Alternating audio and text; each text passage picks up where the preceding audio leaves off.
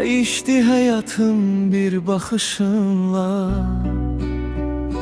gözlerime eşkle baktığın günden. Unuttum kederi, unuttum derdi. Sen benim karşıma çıktığın günden. Daha kara bəxtim gülüb üzümə, xoşbəxtlik nurunu saçır gözüme. Yeni iz qoşulub indi izime. Sen benim karşıma çıktığın günden. Sevincim çoxalıb, qəmim azalıb, qar boran ömrümü bahar yaz alıb. Kederli günlerim geride kalıp, sen benim karşıma çıktığın günden.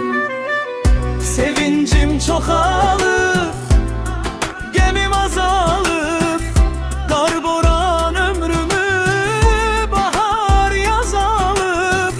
Kederli günlerim geride kalıp, sen benim karşıma çıktığın günden.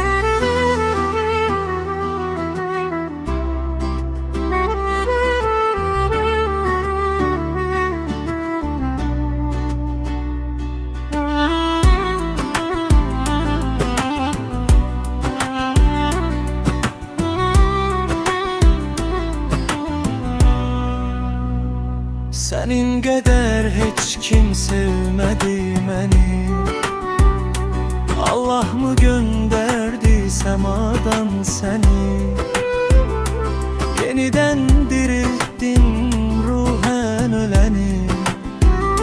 Sen benim karşıma çıktığın günden.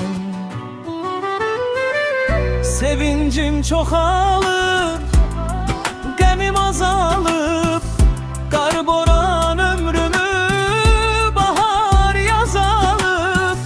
Kederli günlerim geride kalıp, sen benim karşıma çıktığın günden.